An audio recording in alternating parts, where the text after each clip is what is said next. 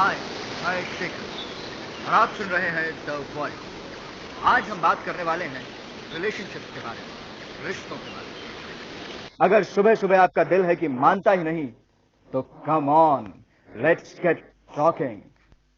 Hi Shekhar, I am Tina और मैं आपसे एक जवाब चाहती हूँ। जरूर मिलेगा, पहले सवाल तो पूछे। Okay, I have this boyfriend, study and stuff, you know. बड़ी स्टडी रिलेशनशिप थी हमारी, 2 साल। वो मेरे लिए बिल्कुल नहीं थी। पर अचानक कल, I still don't believe it, कल उसने मुझे डिस कर दिया, मेरी ही बेस्ट फ्रेंड की खातिर। मेरे लिए वो दोनों सबसे करीब थे। अब आप ही बताइए, उन दोनों को ऐसा करके क्या मिला? सॉरी गर्ल, लेकिन कभी कभी ऐसा ही होता है। You know, I feel like telling you a story, एक जातक कथा। शायद इस वक्त इस हालत में तुम्हें कोई हेल्प हो जाए। क्या तुमने 20वीं सदी की वो फेमस जातक कथा सुनी है, मेंढक और बिच्छू की, the frog and the scorpion? नहीं तो। Come on, anyone out there on Voiceland? क्या किसी ने वो मेंढक और बिच्छू वाली कहानी सुनी है? हमें नहीं सुननी यार, बताना है तो बताओ, सुबह सुबह मत बताओ। ओके ओके, अपना ब्लड प्रेशर मत बढ़ाइए, मैं सुनाता हूं वो कहानी। हेलो, मेरा नाम नीति है, मैं 50 साल की हूँ और मुझे वो मेंढक और बिच्छू वाली कहानी अच्छी तरह याद है।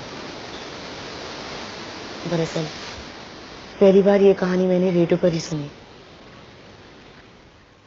22 साल पहले।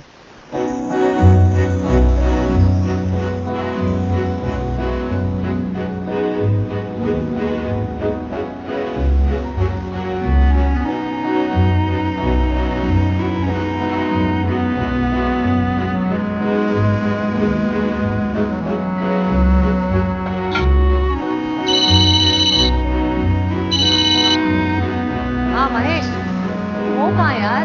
हाँ, बस निकल रहा हूँ। I'll see you there in a while. Bye.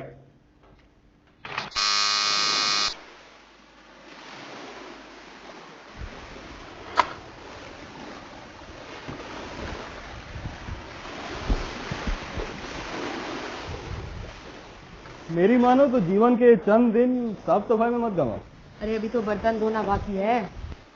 ऐसा लगता है जैसे 1 साल से किसी ने इसे यूज ही नहीं किया, इतनी धूल जमी है डिशेस पर। अरे छोड़ो यार, just wash your hands and relax.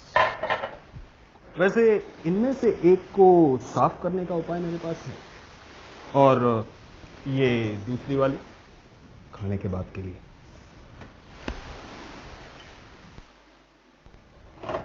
अरे माइक्रोवेव काम कर रहा है या नहीं? हाँ, ऑफ कोर्स यार।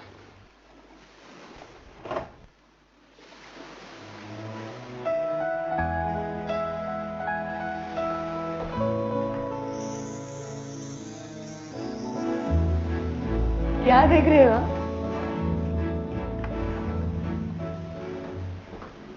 तुम कहाँ जा रही हो? लॉन में। लॉन? क्यों? सर लॉन में नहीं तो बस हरियाली में, ये समझो बाहर। बाहर क्या है? नहीं, समंदर है। क्यों, ये काफी नहीं है? काफी। मैं पिछले 2 घंटों से वहीं तो चक्कर काट रहा हूँ और मेरे ख्याल से आज के लिए ये काफी है।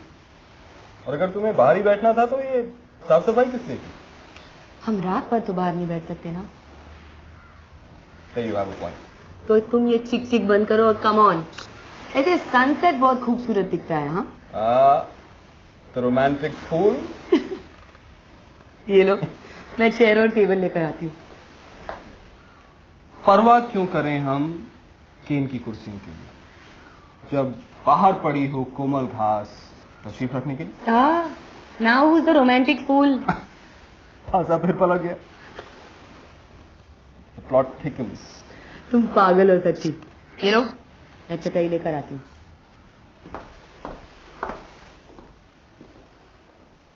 तो आखिरकार समुंदर ने तुम्हारा ध्यान आकर्षित कर ही लिया ना? A thing of beauty is a joy forever. तुम समंदर की बात कर रहे हो? Ambiguity ही कला की शुरुआत है। लगता है तुम्हारे अंदर का कलाकार किसी खुशी के भंवर में फंसा है। नहीं यार, अभी कहाँ। मुझे प्रहलाद के पुलिस लाइफ पर आधारित नए टेलीविजन सीरियल में काम मिल गया। Great Maddy. और ये एक एपिसोडिक रोल है। एपिसोडिक? काश तुमने ये शब्द उसके मुंह से सुना होता। एपिसोडिक ऐसे कह रहा था जैसे कोई गाली हो। वो एक्टर तो अच्छा है, पर सिर्फ एपिसोडिक रोल के काबिल। क्यों? वो अपने सीरियल में मुंबई के क्राइम सीन को, अंडरबेली को पोर्ट्रे करना चाहता है, और मेरे चेहरे पर तो सच्चाई झलकती नहीं। My face is not real enough. बकवास है। We are all real people. कतई नहीं, और मैं तो बिल्कुल भी नहीं। मिजाज से मैं कलाकार हूं, मैं तो बिल्कुल भी रियल नहीं। That's nonsense, Maddie. तुम्हारे पास सब कुछ है, पैसा है, लुक्स है, टैलेंट है। टैलेंट इसे कौन समझता है? फिर भी तुम्हारे पास पैसा है, लुक्स है, टैलेंट है जिसे कोई नहीं समझता। लेकिन सबसे बड़ी बात यह है कि तुम एक अच्छे इंसान हो, तो फिर तुम अपने आप को कोसते क्यों रहते हो? मेरी नजरों से देखो तो सच्चाई का रंग कुछ और है। तुम्हें फर्क नहीं पड़ता ना कि मैं सक्सेसफुल एक्टर बनूं या नहीं? बिल्कुल नहीं, कोई फर्क नहीं पड़ता।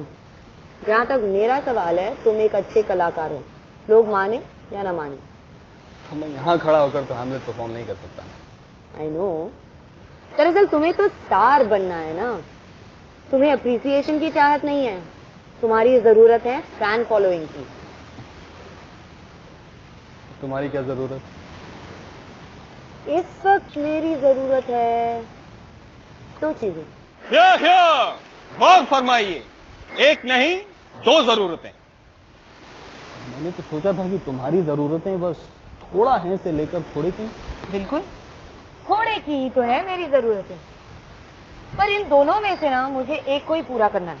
ऑल राइट कॉमरेड, अब तो मुझे बता ही दो, कौन सी हैं तुम्हारी ये दो जरूरतें?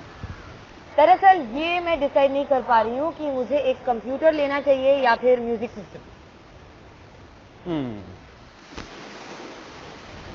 कंप्यूटर खरीदने में तुम्हें 10,000 रुपए ज्यादा खर्च करने पड़ेंगे, पर कंप्यूटर पर तो म्यूजिक भी सुन सकती हो, और तुम्हारा म्यूजिक सिस्टम तो इंटरनेट से कनेक्ट नहीं होगा। बट देन अगेन, कंप्यूटर वाला म्यूजिक बेहद घटिया और इलेक्ट्रॉनिक होगा। You are so confusing Mahesh, तुम्हारे बिना मैं क्या करती हूँ? Thank you. वैसे पिछले 5 सालों में तुमने मेरे बगैर ज्यादा कुछ किया नहीं। तजुर्बा जनाब का भी तो कुछ ऐसा है। कि मोहतरमा एक नजर मेरी गाड़ी के अंदर डाली, वहां उनके लिए कुछ है। क्या होगा? एक और नया ब्रोशर। Follow me. आंखें बंद करो।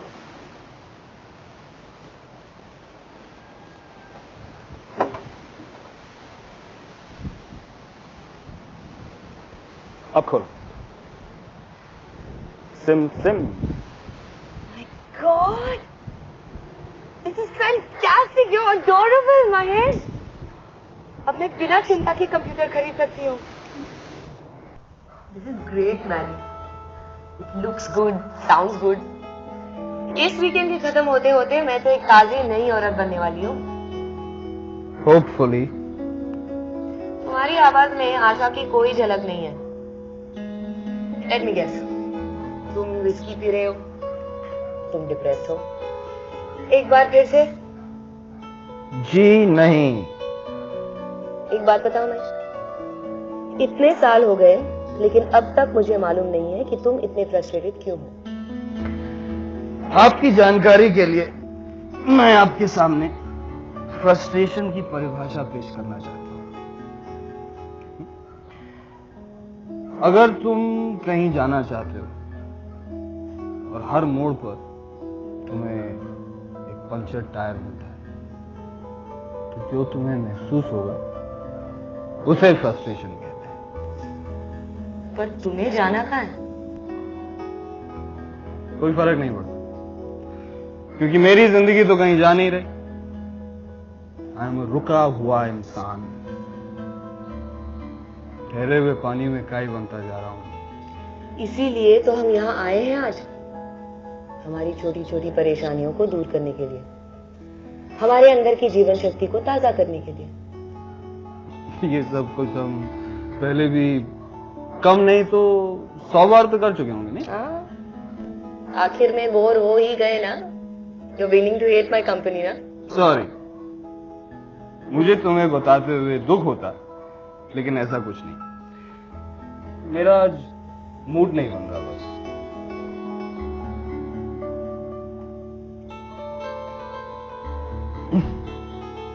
I feel lousy.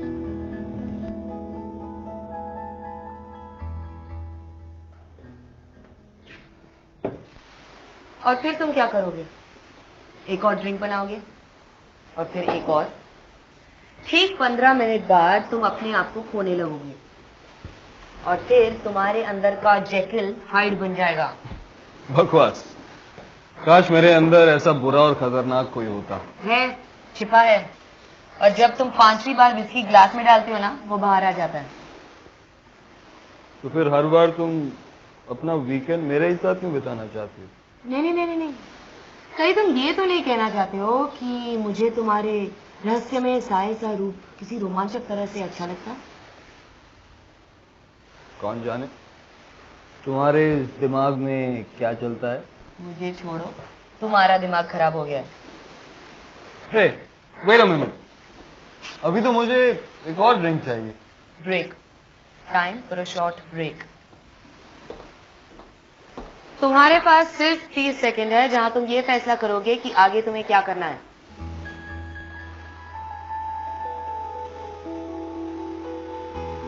सोच लिया? हाँ।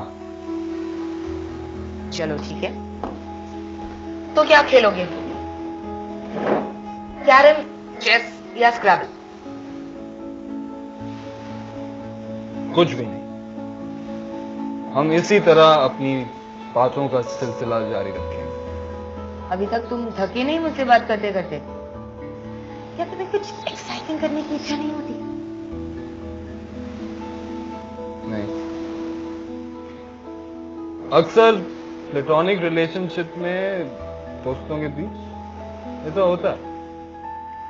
फाइनली इंसान को कंपनी की नहीं, एक्साइटमेंट की जरूरत होती है। और स्क्रैबल में भला ऐसा क्या एक्साइटिंग? यही तो एक गेम है जहां कुछ हद तक तुम मुझे हरा सकते हो। क्या बात है महेश, कौन सी बात तुम्हें खाई जा रही है? ये कहीं तुम्हें किसी से प्यार तो नहीं हो गया? और तुम्हें? बात को घुमाओ मत मैरी, आखिर मैं तुम्हारी बेस्ट फ्रेंड जो हूं। यही तो प्रॉब्लम है कि तुम मेरी बेस्ट फ्रेंड हो। मैं अपनी बेस्ट फ्रेंड को नहीं बता सकता। तो एक काम कर लेते हैं, हम अभी एक वायलेंट सा झगड़ा कर लेते हैं, फिर हमारे बीच कोई दोस्ती आड़ी नहीं आएगी और फिर आराम से तुम मुझे सब कुछ बता सकोगे। क्यों? जब हो सकेगा तो बता दूंगा। अभी तो मेरे को बहुत जोर से भूख लगी है। गुड। कहते हैं जब कोई डिप्रेस्ड हो ना और उसे भूख लगे, वो नॉर्मल होने की पहली निशानी है। नॉनसेंस। सच बोल रही हूं। और 30 साल की उम्र वाले मर्द 9:30 बजे से पहले डिनर करना चाहते हैं। ये आंकड़ा तुमने अभी बनाया है? नहीं, मैंने नहीं। ये डैनियल शूमाकर के इंटरनेशनल बेस्ट सेलर बुक में लिखा है, जिसका नाम है what makes a man tick at 30। मनगढ़ंत लेखक है और कभी ना मिलने वाली किताब। अच्छा,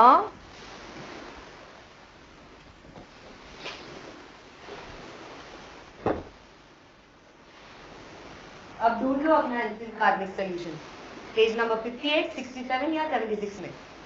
मैं डिशेस धोकर आती हूँ। Dinner will be ready in exactly 10 minutes. 9:30 बजे से ठीक पहले।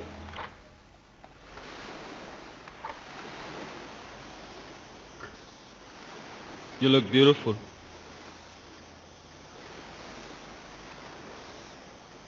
रोजमर्रा के काम करते हुए भी तुम कितनी खूबसूरत लग रही हो।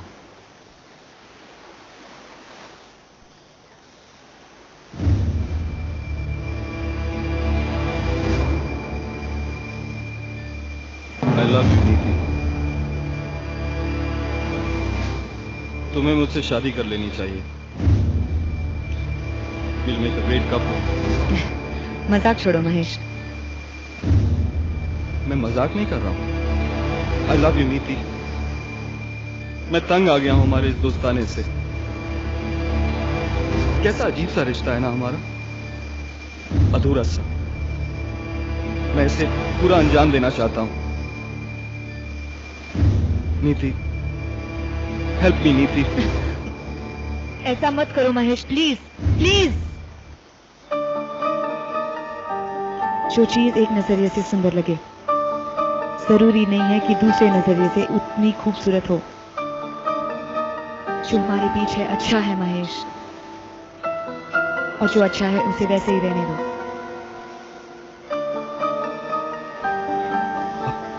बहुत देर हो चुकी है, मैं वापस नहीं लौट सकता नीति। महेश छोड़ो मुझे। क्या कर रहे हो महेश? Come on. क्या कर रहे हो? शर्मा रही हो नीति। छोड़ो मुझे। I know you love me. Come on नीति। Leave me alone.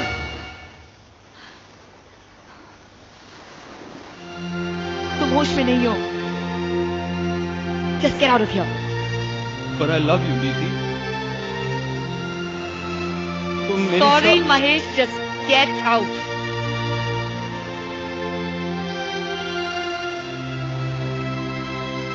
नी-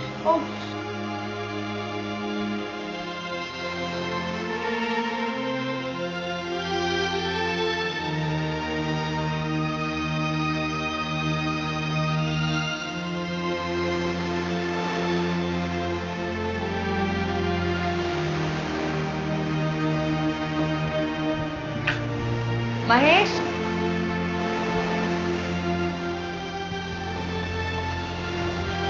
महेश,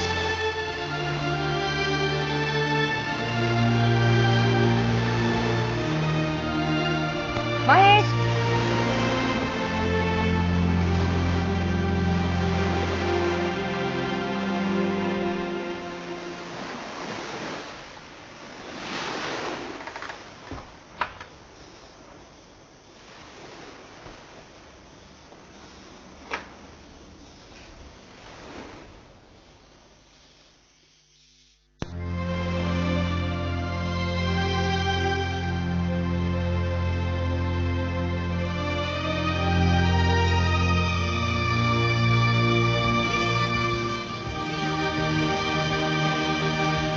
भाई और बहनों, अब मैं आपको एक घातक कथा सुनाने वाला हूँ, बिच्छू और मेंढक, यानी फ्रॉग और स्कॉर्पियन।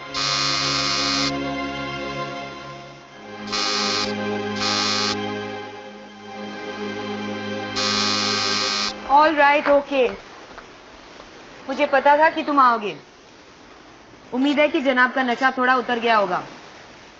मैडी देखो, मैं दरवाजा खोल रही हूँ, पर if you misbehave I promise you तुम्हारे मुंह पर ही दरवाजा बंद कर दूंगी। और फिर 100 घंटे तक मुझे फोन मत करना, because my phone will be of.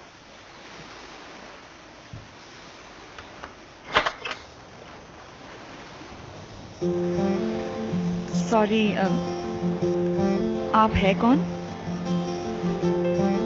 मैं वो तो नहीं हूं जिसके लिए आपने ये दरवाजा खोला है। हाँ, पता है आप वो नहीं है। आपके चेहरे पर नशे का कोई निशान नहीं है। अब क्या मैं अंदर आ सकता हूं? सच पूछे तो इस वक्त मैं कुछ डरा हुआ सा हूं। अगर वो लोग यहां पर आप पहुंचे तो पूरी कहानी खत्म हुई समझो। फिर आपको ये नहीं मालूम होगा कि मैं कौन हूं। Are you safe? No, I am not safe. मैं अजनबी हूं। ठीक है, पर आप है कौन? मैं आप कहीं महेश के दोस्त तो नहीं? ये उसका आइडिया तो नहीं? उसी ने आपको भेजा है ना? मेरे ख्याल से वो आदमी जिसके लिए आप दरवाजा खोलना नहीं चाहती थी, उसका नाम महेश है, राइट? वाह, आपके सोचने का ढंग तो बड़ा ही लॉजिकल निकला। मुझे ऐसे लोग अच्छे लगते हैं। शुक्रिया। आइए, अंदर आइए। Are you sure? अब आ ही जाइए। वो लोग आदम के तो मुश्किल हो जाएगी।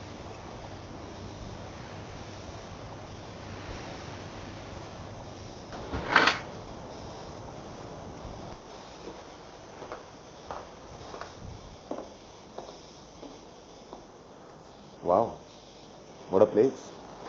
पर मुझे अभी तक ये भी नहीं पता कि आप है कौन और वो लोग कौन। आई एम सॉरी, मेरा नाम अमर है, अमर जोशी। आप जानती हैं इतनी रात गए मैं आश्रम की ढूंढता फिर रहा हूं क्योंकि पुलिस मेरे पीछे पड़ी है।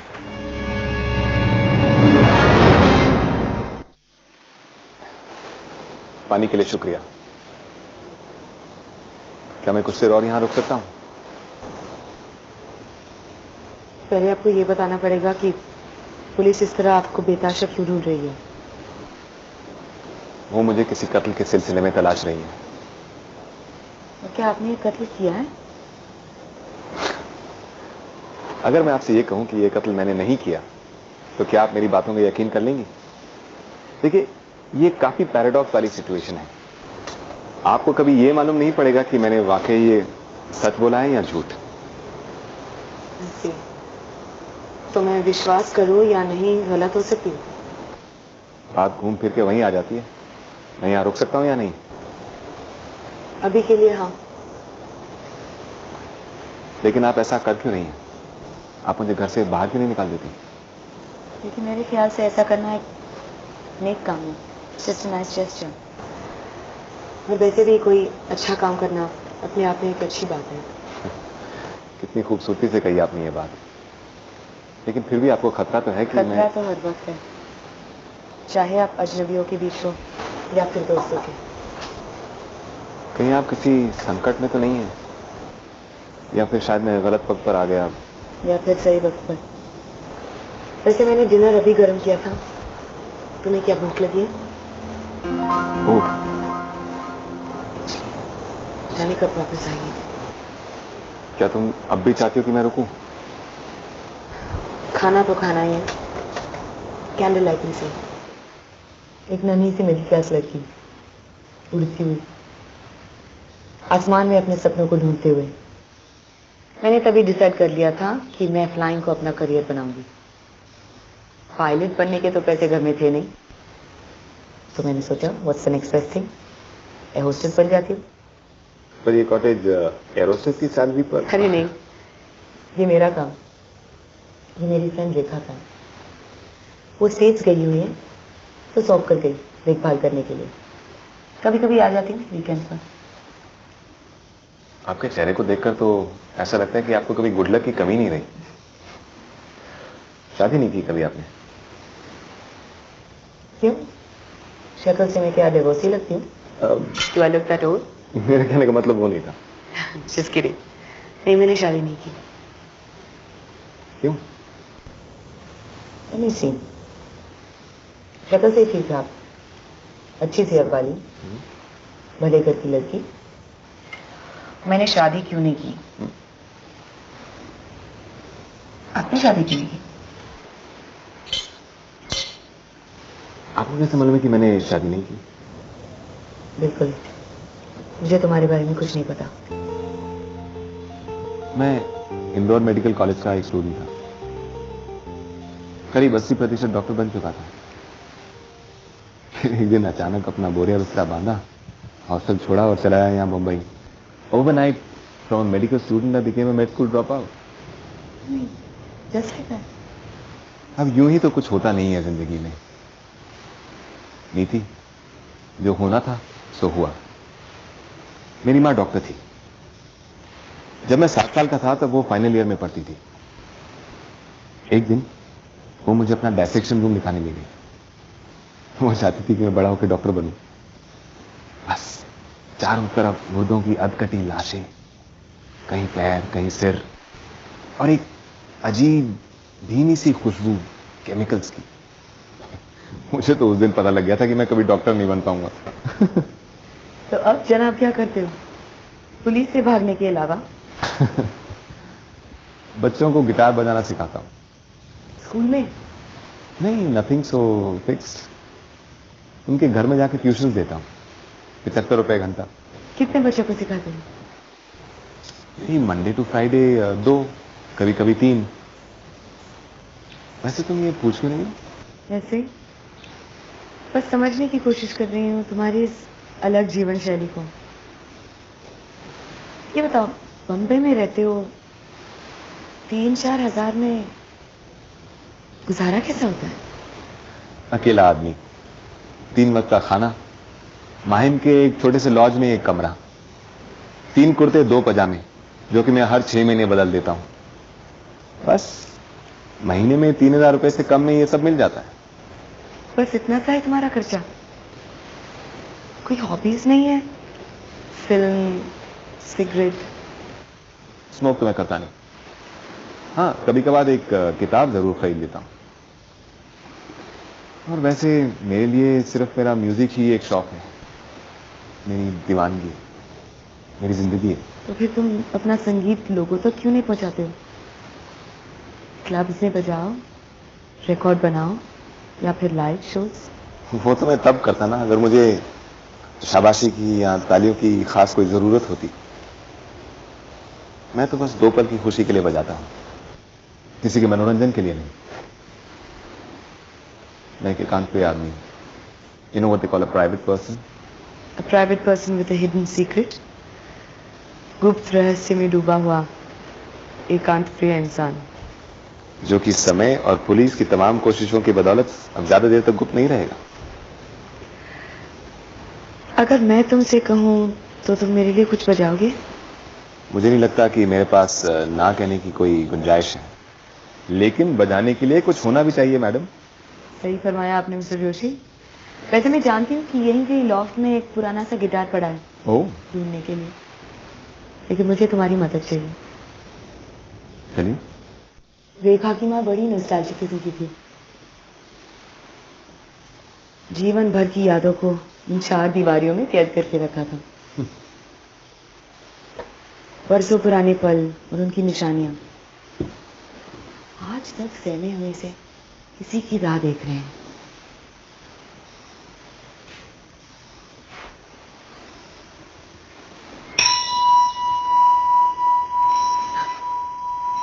मैं यहाँ अकेले कभी नहीं आती, डर लगता है कहीं ये दीवार मुझे अपनी आगोश में समेट न ले। खड़ी रहूंगी मैं भी किसी कोने में, किसी का इंतजार करते हुए। हो नीति,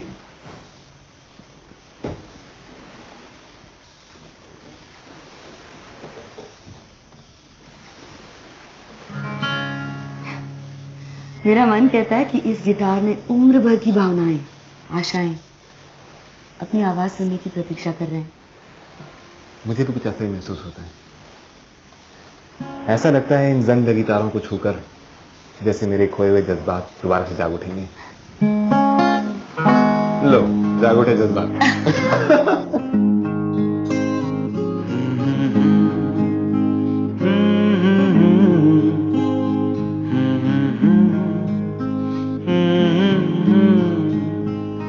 मुस्कुराती आंखों में नमी, उंगलियों की शाख कांपना, चाहते हो तुम भी क्या, चाहते हो तुम भी क्या, साहिलों की नर्म रेत पर आंसुओं की बूंद ढूंढना, चाहते हो तुम भी क्या, चाहते हो तुम भी क्या, गर्मियों की तेज धूप में सर्दियों की ओस देखना, पानियों का हाथ छोड़कर झील के बदन पे तैरना, चाहते हो तुम भी क्या, चाहते हो तुम भी क्या।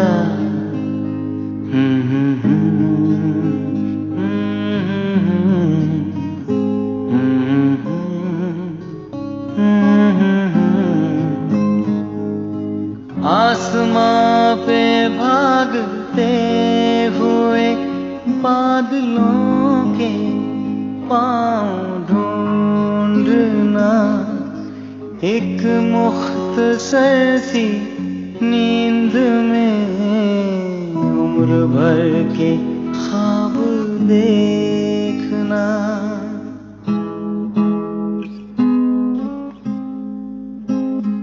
या किसी सुबह की आस में अजनबी के साथ जागना। चाहते हो तुम भी क्या, चाहते हो तुम भी क्या?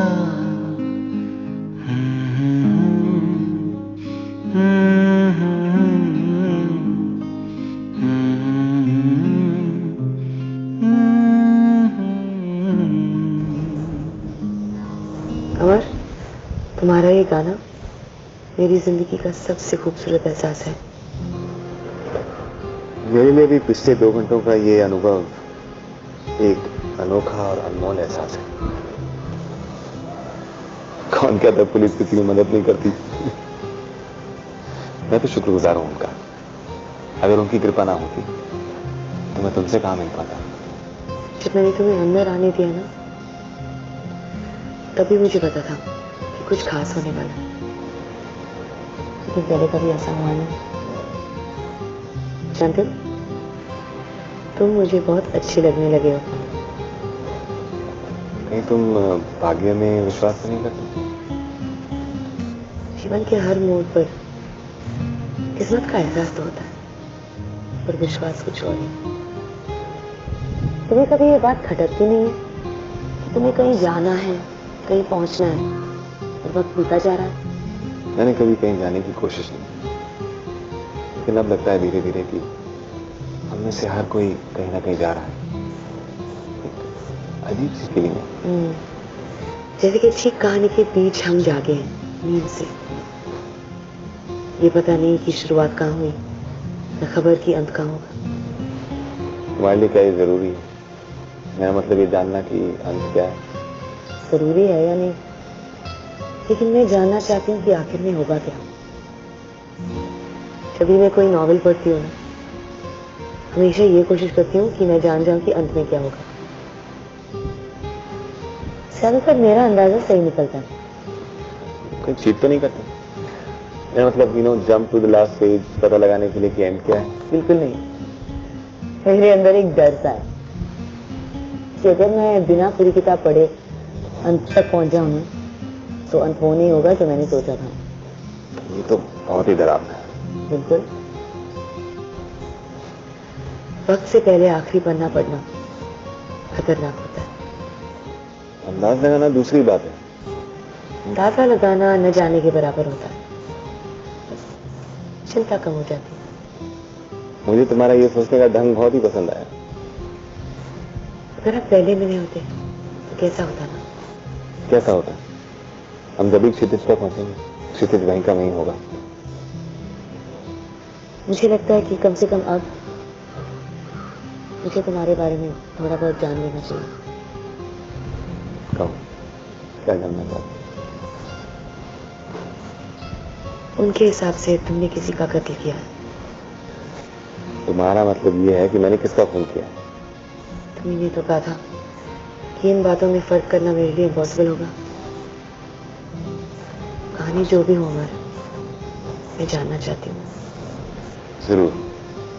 मैं अपने घर में था। पुलिस आ गई नहीं थी? तुम चुप जाओ। अगर वो ढूंढते ढूंढते और मेरा पीछा करते हुए यहाँ तक पहुंच सकते हैं तो मुझे कहीं से भी खोज सकते हैं। मैं कह रही हूँ तुम चुप जाओ, मैं संभाल लूंगी।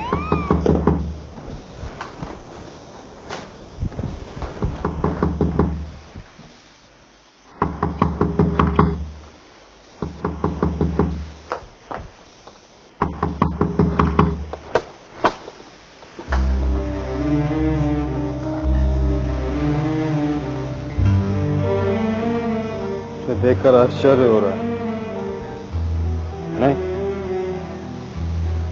तुमने तो सोचा होगा चला गया। गुड रिडंस। नहीं महेश, मुझे पता था कि तुम वापस आओगे। तुम ठीक तो हो? अब मैं अंदर भी नहीं आ सकता क्या? सब कुछ दरवाजे पर ही पूछोगी। सॉरी। आओ आओ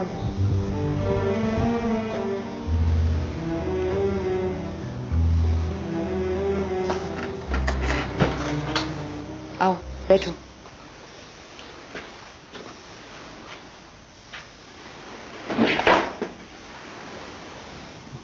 मैं फिर से कहता हूँ नीति, बहुत हो गया ये दोस्ताना।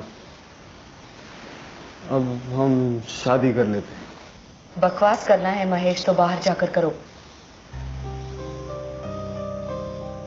मैं जो भी कहूँ वो बकवास है। हाँ? पिछले 5 सालों में कितनी शामें हमने एक साथ गुजारी हैं। एक दूसरे का ख्याल रखा है।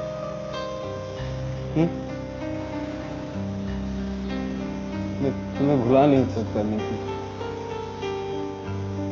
तुमसे शादी करोगी? मैं तुमसे शादी नहीं करना चाहती महेश। तुमसे प्यार नहीं है। तुम सिर्फ मेरे सबसे अच्छे दोस्त हो। सिर्फ अच्छा दोस्त? क्यों? 5 साल मैंने तुमसे प्यार किया और 5 साल तुम मुझे धोखा देती रही। धोखा तो तुम मुझे दे रहे हो महेश। मैंने तुम पर पूरा भरोसा किया।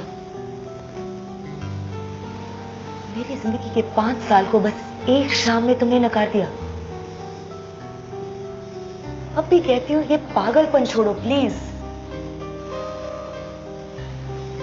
जो बीत चुका है अच्छा है, उसे वैसे ही रहने दो। Are you listening to me? कुछ भी नहीं है तुम्हें। इतनी पी रखी है। मैं ब्लैक कॉफी लाती हूँ। नशा थोड़ा उतर जाएगा तब बात करेंगे। No.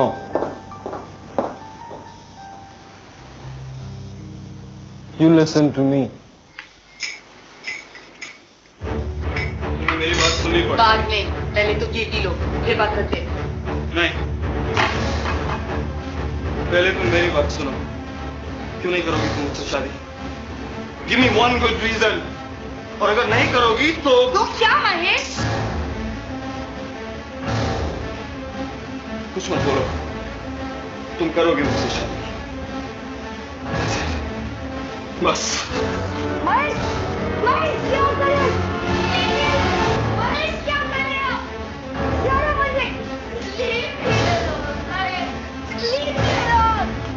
Mahesh, leave me alone. छोड़ो मुझे। Leave me alone.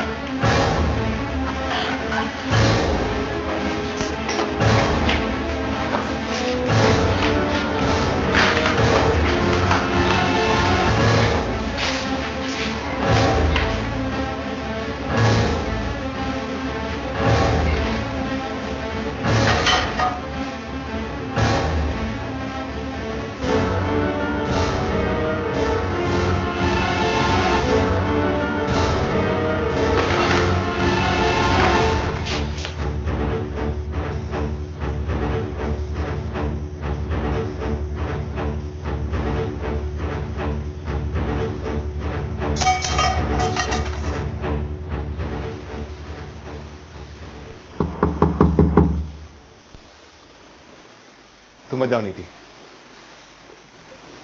पुलिस तुम्हें ढूंढ रही है, मुझे नहीं। इसीलिए तो मैं दरवाजा खोलना चाहता हूं।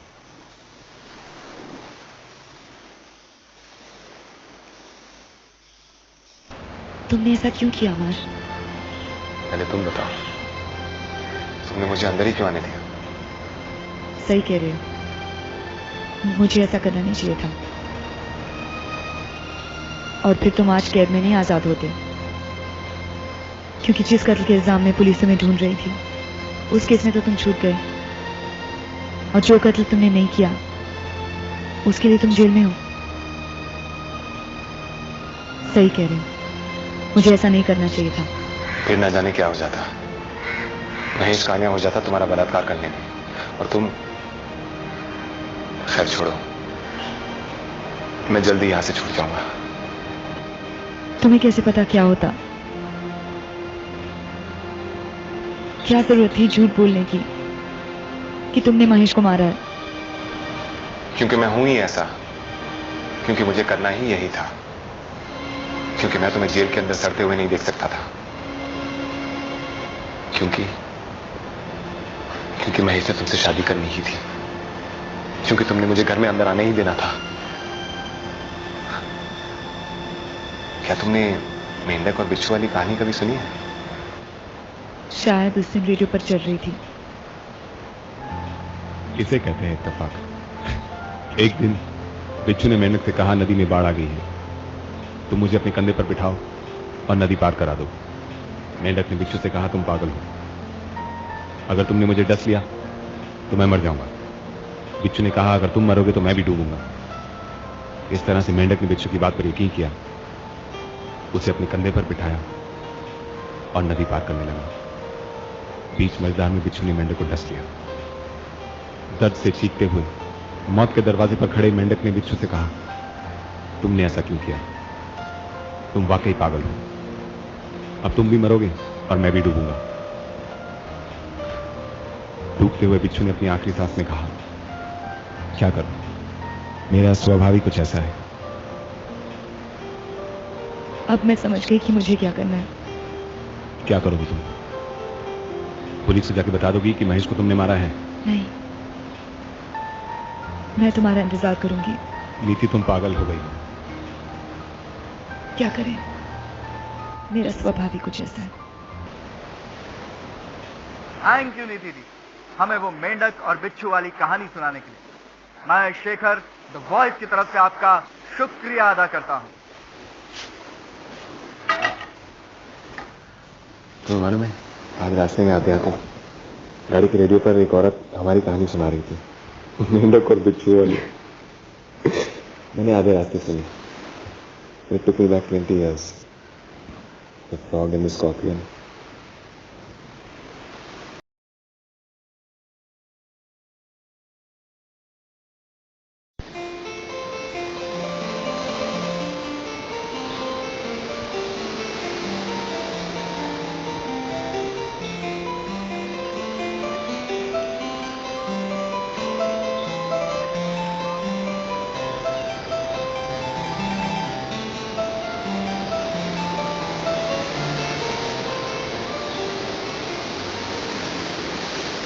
हाय, मैं शेखर और आप सुन रहे हैं द वॉइस।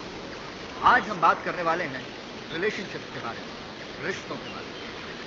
अगर सुबह सुबह आपका दिल है कि मानता ही नहीं, तो come on, let's get talking. Hi Shekhar, I am Tina और मैं आपसे एक जवाब चाहती हूँ। जरूर